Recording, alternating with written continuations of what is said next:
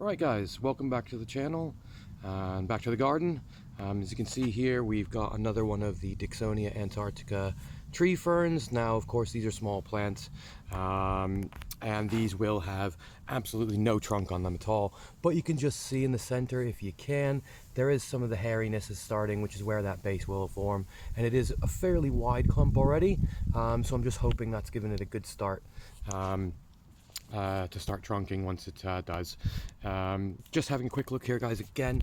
Now with these, not seeing them in store before this year. I've picked one up already and got it in the ground already. I'm going to plant this one next to it, but what we'll do briefly here, just so you can see, we're going to get this one out the pot, take a look at the root mass before we plant it in. Alright, so we've got it out the pot now, and just having a look here, you can see there is a fairly good root mass there. Now, don't be fooled, that mass is not completely solid. It is in the compost as well, but we do have some decent roots here. So we prepared the hole over here where we're going to put it, and let's pop it in the ground.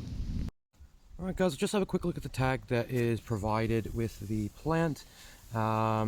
Now, of course, here it says up to 4 meter height. Now, this, of course, can vary greatly on its environment, growing habits, and everything like that, water, sunlight.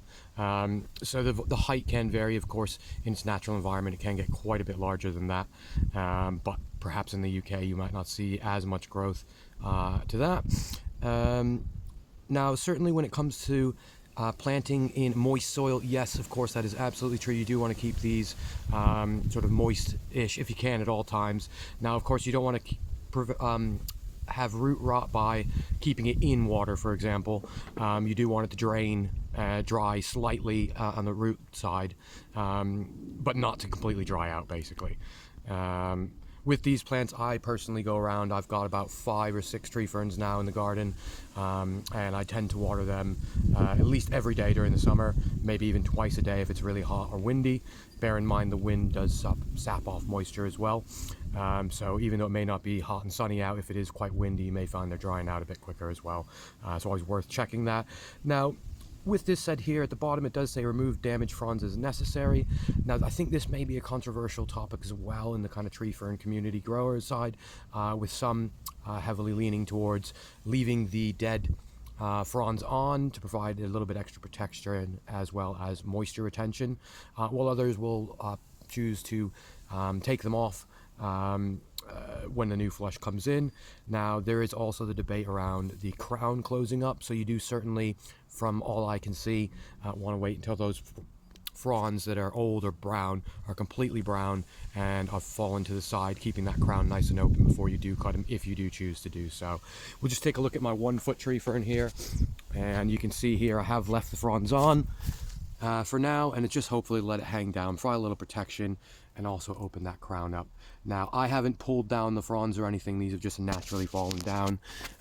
This one is still putting out another frond as well, so we are still getting fronds coming even late in the season here. Just coming back around, let's just have a look again. This was the other tree fern that we did pick up, and you can see this one does have much more of the signs of a trunk coming, but of course, yes, this is going to take many years to grow any sort of trunk on these. Just having a look over here again, guys. So we now have this one planted in, and you can see here I've got it just on the top of this little area. Now, one issue, now I am very hot on my watering, so you know, placement isn't necessarily a problem for myself in my garden, but if you're one that's maybe not going to be able to get out as often as you like, I would certainly plant it somewhere not in a raised border or anything like that. It does really want to go in the kind of normal soil, and somewhere again that's going to keep somewhat of the moisture during the day. So also having a bit of a canopy above these plants should help for winter protection. As in a mild winter, the fronds should stay green, but of course you will want to protect it if it does go anywhere below that kind of -3, -4 for a prolonged period of times. Now, for protection wise, things like wrapping the crown, so the top of the tree fern when it's much bigger, and stuffing things like straw into the center usually can be enough to kind of cover the coldest of nights. But of course, you know that people have had losses with these even with protection, so it is a bit of a gamble, but for the beauty of the tree when it does come out, I think it's completely worth it. Of course, thank you for watching, guys. stay with us for our next few videos coming out. Got a big garden tour coming up soon, and we're also going to go through and take a look at some of the growth that we've had this year. So of course, like, subscribe, and share, and we'll hope to see you on the next one.